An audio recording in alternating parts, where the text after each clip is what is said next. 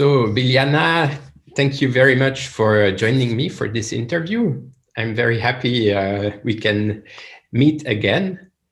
It's the second time we meet, and first time we had a very interesting talk.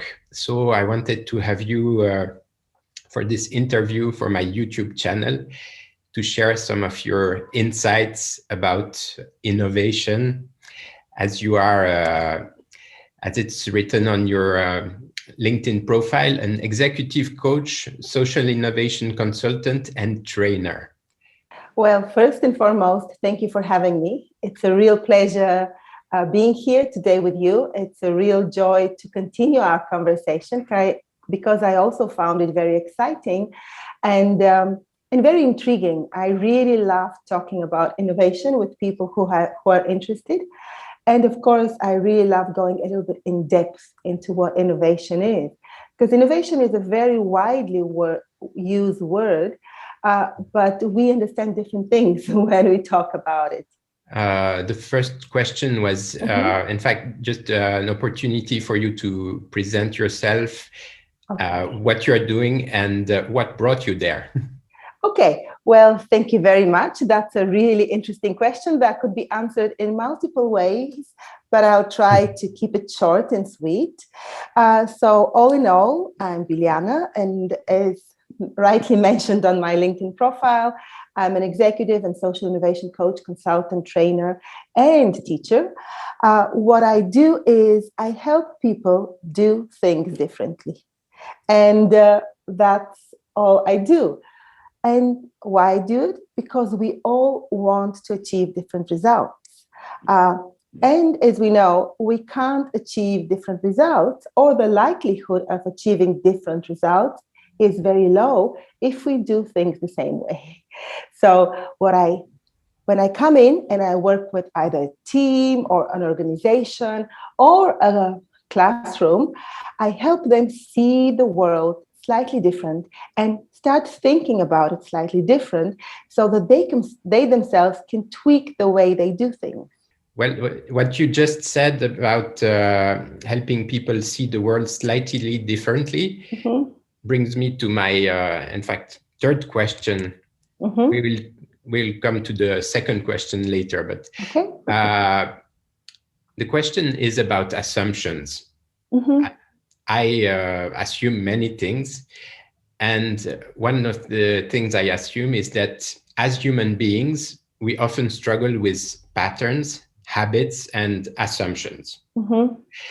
And I also assume that it's a problem for innovation. So within this framework, the first question would be, is it really such a problem? It is, and it will keep on being such a problem. And it is because an assumption is nothing else than a story we tell ourselves, and a story that we believe it's true. So that's the simplest way I can define assumption. And as long as we believe the story we tell ourselves, we take it for granted and we act as if that's a forgiven. But is it? And is it helping us in a particular context we're trying to solve a problem? That's a totally different question. And I can give you one example. My husband is Austrian. And as we know, it's about to be Easter weekend. So we wanted to go skiing. And as I'm on holidays this week, I said, okay, let's go skiing this week. And he was saying, no, there's no way. All the slopes will be packed. There will be so many people. Anyhow, we had a small talk about it, or maybe not so small, and we went skiing. And to discover there's nobody. We were the only ones on the slope. We're accompanied by a couple of other enthusiasts. And then what he discovered was, while in the Austrian context, Austrians take the holiday before Easter as the time to travel and to be with the family, in Switzerland, the official holiday, or the big holiday after Easter, is the week after. So while he was assuming that he's right because he knows the way it is in Austria, he was totally wrong in a Swiss context. Mm-hmm. So do you see? Absolutely. The context is the thing that matters most. And the more things we know, the more stories we tell, the more we believe in those stories, the more we think we are right. Mm-hmm. And we forget to take into account the context. Have it changed? And if it has changed, how? And how do I stay relevant to it? So yes, assumptions are big stories that we believe, and we stand by them. We don't want to question them. Mm-hmm. Sure. And we have to take them out, in fact, and detail them, examine them, so that we can sort everything out and figure out what is actually facts, and also what, as you mentioned, what is dependent on the context, and what might very well not apply at all in a specific other context. Yeah, and I also think what is really important is to acknowledge and to respect that the more we know, the more we believe our assumptions are right. Because that's the point. We grow up, we study, we obtain degrees, we obtain life experience. And what is this experience if not a well of knowledge, right? A well of knowledge. And then from a very ordinarily standpoint of view, we think, yeah, I have the right to know. I've been there, done that. I've experienced it. I've solved so many situations. But are you really taking into account the new situation? Are you being fully present? Are you really trying to understand what is it and question your own knowledge? It feels very uncomfortable, and I don't blame people, because I mean, that's why we learn. That's why we want to know. We want to be sure. Mm-hmm. But the moment the context changes, things change. Yes. And that brings me to the follow-up question in this series. How to unlearn things that we have learned that we take for granted? And how do you lead people on this path? Okay, it's a good question. And I love the way that you use the word lead, because sometimes I just don't lead. I provoke people. Mm-hmm. And we have to take into account something that Alvin Toffler said in the 70s, that agile learning is the ability to learn, unlearn, and relearn fast. And we really need a lot of agility in the way we learn and the way we approach the world. But this agility does not come without the competence of being vulnerable. Mm-hmm. And being vulnerable means checking with yourself and regularly saying out loud, even though I know I might as well be wrong, so let me check. And this is a difficult thing to achieve. I mean, it seems like a couple of small sentences put together, but if we really want to practice this, and if we really want to live it, it's very difficult. It's really difficult. So what I try is to help more and more, especially young people, because I do think there's more hope with the youth, especially young people, to practice this, to practice this agility of being a lifelong learner. You know, those are sound bites. I want to be a lifelong learner, ... Well, but this means you regularly need to step into the zone of discomfort. You regularly need to feel the panic of not knowing. And those are all negative emotions that none of us wants to experience, right? So it's really important to practice and to kind of, every time we get off the wagon, to get back again and to practice again. And I think the more we practice to be vulnerable and to acknowledge that, even though I know I might as well be wrong, so let me check and take my bearings, we become more agile, we show up more humane, and we become more what is the word? We show up as with more humility. Mm-hmm. Yes, and humility is very important. Sure, definitely. And you were talking about provoking people. Yes, a lot. How do you do it in this to help people be more vulnerable, have more humility? Okay, so that's a great question. And I have to tell you that I have not yet found the best way of doing it. And of course, there is no best way because people are different and situations are different. And of course, I'm different every single day. But ideally, I would like to be able to provoke people in an elegant way. Hence, this is why I kind of strive to discover tools and help people practice tools for elegant change. But having said that, I know it sounds nice, but it's really difficult. And sometimes I just don't manage. I would like to think of myself as a friendly provocateur, but sometimes I'm just simply not friendly. I'm horrible in a very, and it's not that I intended to be horrible.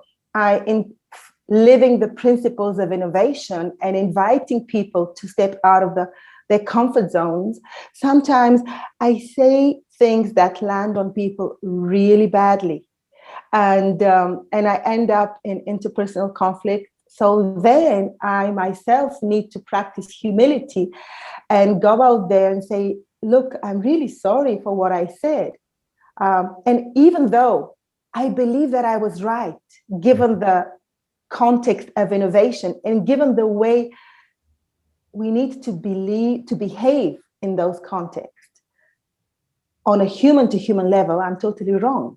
So I always need to keep those two things in mind. Hey, as an innovation specialist, am I doing my job well? Yes, I am. But who gives me the right to hurt people? Nobody, right? So it's a difficult, very difficult balance. Sometimes I surprise myself and I get it just right. But most of the times I don't. I'm striving. I'm striving to be able to help people change in an elegant way. Yes, we will get to the elegant way. But first, yeah, just this the fact that you can witness yourself and get back to the person and say, oh, well, I was wrong. I didn't take it I didn't manage it the right way. That's already a kind of teaching, and a teaching in the way of humility and vulnerability. So it's an example, and people can really learn from this, I guess. I'm not sure that people can learn because people are hurt, and the people hardly learn when they're hurt. But at least I get the chance to practice what I preach. Yes. And maybe down the road, when people do not feel kind of have let go of the pain, maybe later they can rethink. But all I'm in control of is my own behavior, right? Mm-hmm. So in this sense, I can at least take responsibility for the consequences that I've kind of triggered, and that's all the best I can do. You mentioned several times you nailed it perfectly right. Can you give us an example? It's very interesting. It's really interesting because I'll have to think quite a long time to give an example, just because my mind selectively chooses to remember the things that I did wrong. and Yeah. it brings them up at night. It brings them up when I'm most vulnerable. But it very conveniently refuses to forget the things that I did right. And I've looked into the brain science of it, and it's just the way our brains work. So from the top of my head, no, I can't give you an example. But I know the feeling, and I know that more than a couple of times I'm like, I don't know how I did it, but that's what I wanted. And I managed it. Good. So let's get to this elegant change. Because in our first discussion, you mentioned this term several times, and I found it really interesting and intriguing. So please tell us a bit more about this, what it means to you, and why it's important for you. Yes.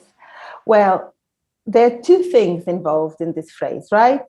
Elegance, and change. Let's start with as if the simpler one. So the simpler one is change. And while we all strive to change the world for the better, we ourselves find it really difficult and painful to change, right? So for me, this is why I first and foremost chose to work and to study in the field of innovation, because for me, change and innovation are synonymous. And while everybody dislikes change, people really tend to love innovation. And they think it's modern, it's hopeful, it makes things better. So that's about change. So now let's talk a little bit about the elegance. And the elegance is about how do we manage to introduce the change? How do we, or let me talk about myself actually, how do I manage to introduce the change? How do I manage to bring people along? How do I manage to push people, right? Or to lead people? And this is where, there are many ways you can influence people. One could be trying to break your head while breaking the wall. And I've been there many times, and it's not a very good place to be. So for me, the elegance is really the added value, the point where you are so good at what you do that you really help people in a nice, swift, not so painful, more of a surprise way of changing, instead of pushing and pulling and making them change in a painful manner. Because there's grace in elegance, when I say elegance, I mean graceful change, I mean respectful change. And when I talk about respectful change, I talk about respecting all possible stakeholders, the environment, the people, the organization, the team, myself, So in this context, I really think I want to strive to be able to help people introduce elegant changes. And are there some specific areas where it's easier than others? Well, I wouldn't say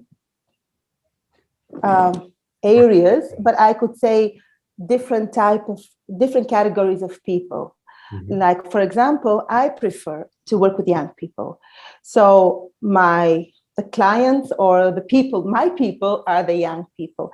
And I find it much easier to support them to change and to help them change in an elegant way than people who are 45, well-established and beyond. And maybe it's where my skills are at the moment. You know how we need to match our skills to the people we are working with. But I'm very happy when I see on the other side an honest will for change. And I find it among the young people. Whereas while in the elderly, not elderly, but kind of more mature and more established professionally, while there might be somehow an honest will to change, there's too many considerations to take. Mm-hmm. And the family and the children and this and that. So somehow they're much more stuck in the status quo. They're much more unmovable, right? And if you move one piece, it will influence all the other pieces. So I have not managed to find a way yet to elegantly work with those people. Okay.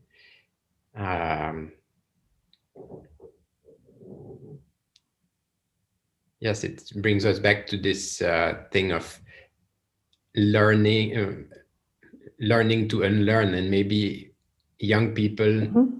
have less of these layers and layers of knowledge or of experience or assumptions, and maybe they are easier to open.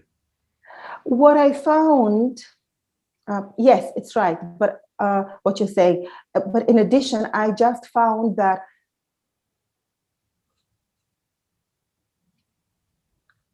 they don't have yet so much experience, and they're eager to gain experience. So, and because when I teach or when I work with young people, I mainly help them do things. So I take them on an experiential journey. So I kind of provide a safe context in which everything which is considered do not do in a proper work environment, I help them do, so that they can discover the way they can manage the don't do's in a work environment. Mm-hmm. So, yeah, I think, as I said, context matters most. And when I work with young people, I try to provide a context that I can more or less influence, right? Mm-hmm. I create it for them. Whereas when I go and work with established organizations, I'm driven in their context. Sure. Yes. And I need to respect it. I need to take it into account. I need to work with it. Yeah, and still you have to, well, it's part of the innovation process to get people to, I don't know if it's really right to say this, but to become children again. Do you know how much resistance there is about being playful? Every time I go and work in a grown up organization, they're like, and we don't want to play. There's no play. Don't even mention the word play. We're not playing. We're no games. Okay. Yeah, that's a difficult start. Yes. But sometimes I come across, really head of organizations who give me their full trust, and they say, whatever you do, we trust you. And then it works. It really depends. Good. So that will lead us to our last question. I wanted to hear you about the weirdest outcome you witnessed with an innovation process, and how did it happen? I can only tell you an anecdote. I'm not sure, but I think that's the outcome. Okay. Mm-hmm. So I think 4 or 5 years ago, I was part of a hackathon, and the hackathon was put together by, I think it's Open Geneva. I'm not sure. And we were working, it was a 3-day hackathon, which meant they brought diverse people together. There were different challenges. And there were teams that worked on the different challenges. So one of those challenges was offered by, if I remember correctly, the TPG. I'm not sure, but as I said, this is anecdotal. So don't take anything like 100% truth, because if it comes to numbers, names, my memory doesn't really work very well. But as far as I remember, it was a challenge offered by the TPG, the Transport Public de Genève. And they wanted to know how can they reduce the delay of the public system. And the current delay at that time was 2.3 minutes or something like this, and they wanted to reduce it so that they can become more reliable, especially on rainy days. So they had brought people from CERN. There were a lot of people on that team working on trying to help them develop artificially intelligent algorithm that will take into account all the data they have, because from what I heard, again, don't rely fully on what I'm saying, but each and every bus has approximately 22 sensors. So they know most, is it a dog, is it a woman, is it a man? When you enter the bus, data goes and is being saved. So they were ready to give all this data to train the algorithm. So the programmers from CERN and from other institutions were working. I mean, really, they didn't sleep for 3 days trying to design this algorithm that would take into account all the data collected and somehow plug in the weather forecast. So on rainy days, they would know to either put more buses in or more tramways so that people can really rely on the public transport on when the weather is bad. So somehow they tried, and I'm not sure. There was a lot of frustration because somehow it was not working. And then briefly after the hackathon and after all the commotions of trying to solve, the waving was introduced. You're not from Geneva, but in Geneva, until then, yes. every bus would stop at every station, at every bus stop. After the hackathon, like 2 or 3 weeks, the buses were allowed just to keep on going unless somebody waved their hand. So I interpret it as the very down-to-earth, common sense way of making this work, the old-fashioned way, and leaving the algorithm aside. But maybe I might be wrong, but this was my interpretation, and I thought that was genius. And of course, very weird. Yes, it's one of these solutions that we just don't think it's an innovative solution, but it solves the problem. It did solve the problem. Yeah. Yes. But they had to go, and again, if this logic that I put forward is correct, they had to go through the whole process to discover, hey, there is a simple way of doing it. Yeah, of reducing the wasted time, in fact. Yeah. Exactly. Great. Thank you, Biliana, for your time and for your insights into this innovation world, the methodology, how we can practically take innovative ideas into account. You're very welcome, Tim. It has been a real pleasure talking to you. Yes, it's a pleasure for me too. And I will link in the notes of the video, I will link to your website and some other resources if you want. Yeah, my website would be perfect, and maybe LinkedIn. Yes. Yeah. It will be down there in the show notes. Thank you. Thanks again. And I hope we can meet in person soon. Absolutely. I would love to. And good luck with the future interviews you're going to put together. Yes. Thanks. You're welcome. Bye. Bye-bye.